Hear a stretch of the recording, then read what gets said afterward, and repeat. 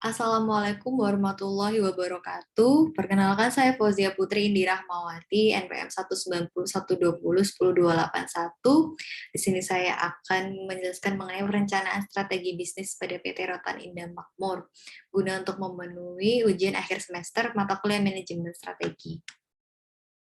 Yang pertama, ada kerangka atau topik yang dibahas, yaitu ada profil perusahaan, permasalahan yang muncul, dampak yang ditimbulkan, analisis lingkungan internal dan eksternal PT Rotan Indah Makmur, strategi bertahan, yaitu strategi cost leadership dari generic strategy partner untuk PT Rotan Indah Makmur, kemudian ada analisis strategi SWOT, kemudian ada strategi berkembang, yaitu strategi SWOT untuk PT Rotan Indah Makmur.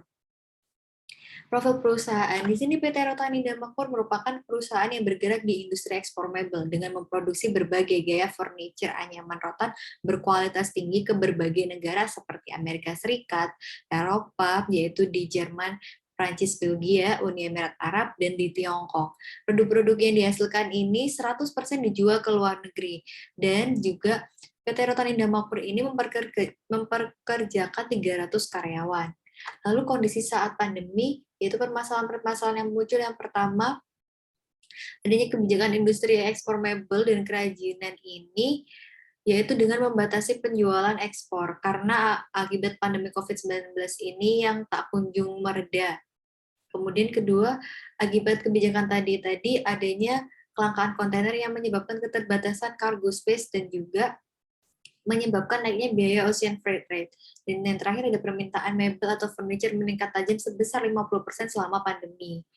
Lalu dampak yang ditimbulkan. Yang pertama adalah ini dampak yang ditimbulkan dari permasalahan tadi terhadap industri mebel dan kerajinan di Indonesia. Yang pertama, kesulitan untuk mengekspor barang. Yang kedua, terbatasnya cargo space kapal ini membuat penumpukan barang di gudang ini melebihi kapasitas, sehingga mau tidak mau perusahaan harus menyewa dan membeli atau membangun gudang baru lagi yang pastinya akan menambah biaya pengeluaran dari perusahaan. Dan yang terakhir yaitu dengan adanya lonjakan biaya ocean freight rate ini, perusahaan atau industri kerajinan dan mebel di Indonesia ini diperkirakan mengalami kerugian sebesar 300 juta US dollar sampai 500 juta US dollar.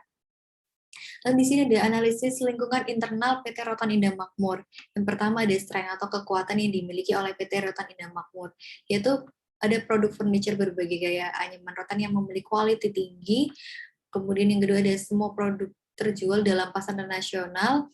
Lalu jumlah tenaga kerja yang dipunya PT Rotan Indah Makmur ini mencukupi sebanyak 300 karyawan, dan yang terakhir ketersediaan bahan baku yang melimpah dan murah. Yang seperti yang kita tahu, Indonesia merupakan negara agraris di mana tumbuh-tumbuhan sangat mudah sekali untuk tumbuh di negara kita ini, di Indonesia ini, dan termasuk juga dengan rotan. Kemudian ada kelemahan dari PT Rotan Indah Makmur ini, yaitu hanya berfokus pada penjualan ekspor saja, tidak berfokus pada penjualan domestik. Nah, apabila terjadi suatu hambatan, ya ini saat pandemi seperti ini, yaitu terbatasnya penjualan ekspor, maka akan menimbulkan kerugian bagi perusahaan.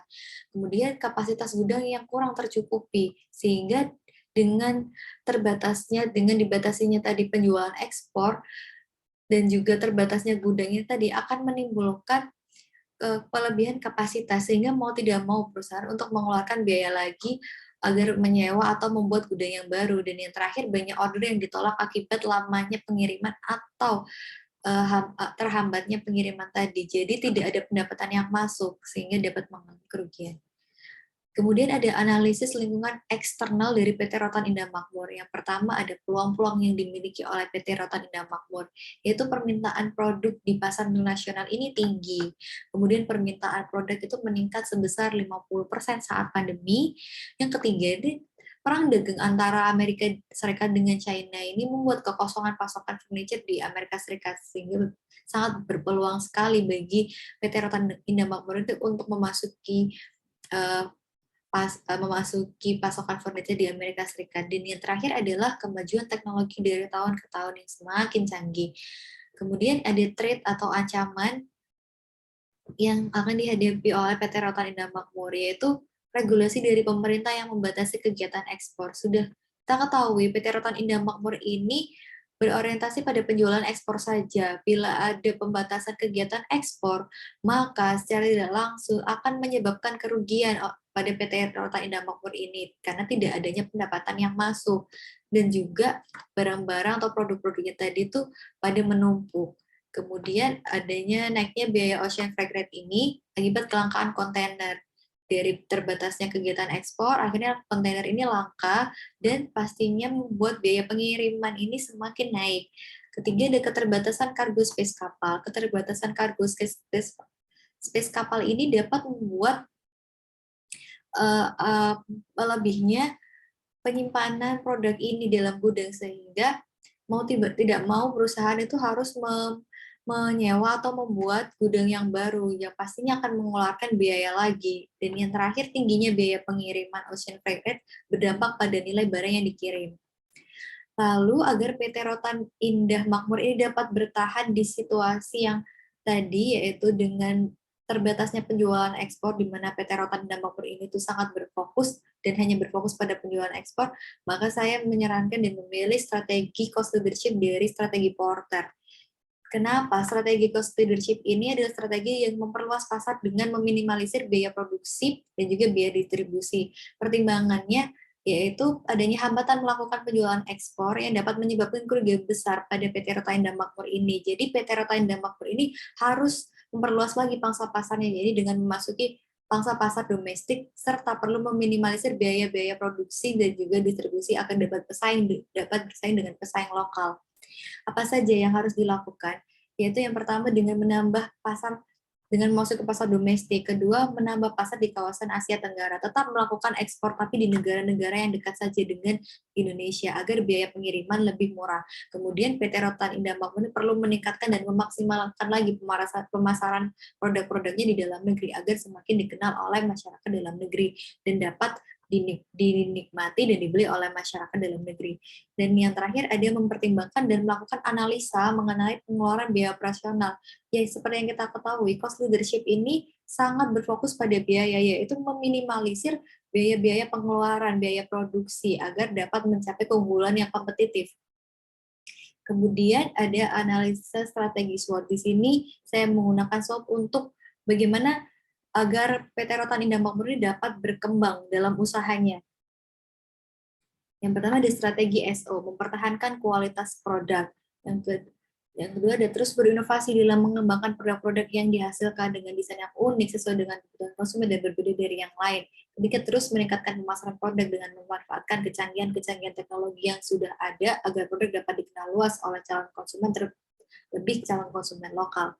Kedua ada strategi WO atau weakness opportunity, di mana meminimalisir kelemahan yang dimiliki oleh PT Rotan Indah Makmur ini untuk menarik peluang-peluang yang ada. Pertama, memperluas pasar dengan memasuki pasar lokal atau domestik agar tidak hanya mengandalkan penjualan ekspor sehingga dapat mengantisipasi kerugian apabila terdapat hambatan seperti kondisi pandemi ini yang membuat pengiriman barang ekspor dibatasi. Yang kedua, menambah ketersediaan kapasitas gudang agar dapat menghindari terjadinya penumpukan barang yang dapat mengakibatkan pembengkakan pada biaya pengeluaran perusahaan.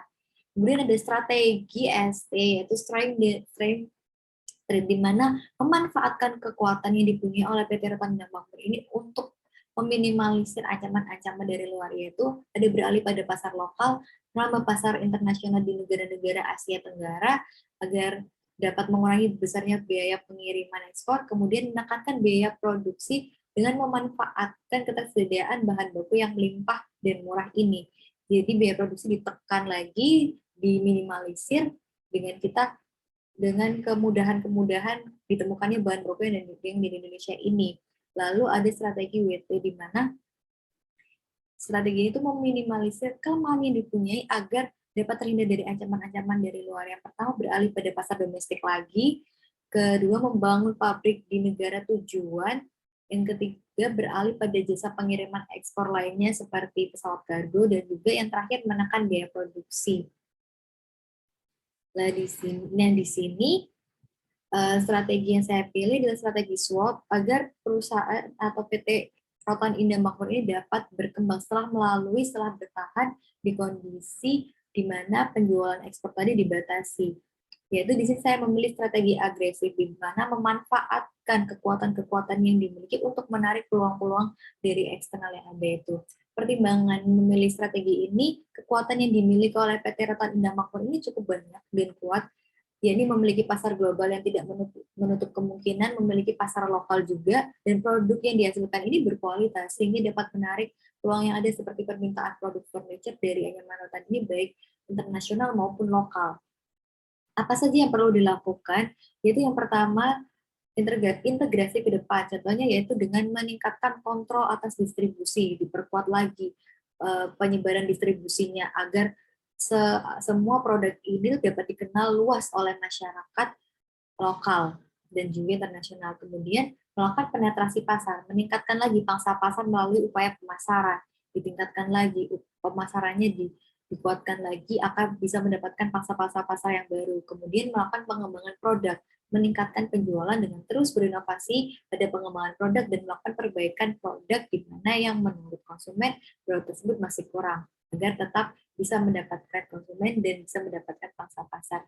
Dan kemudian ada pengembangan pasar, yaitu memperkenalkan produk ke area geografis baru. Ya, ini contohnya mulai memasuki ke pasar domestik, mulai merambah ke pasar kawasan Asia Tenggara, tetap melakukan ekspor tapi di negara yang dekat saja dengan Indonesia agar dapat mengurangi biaya pengiriman yang sangat mahal tadi akibat pandemi COVID-19.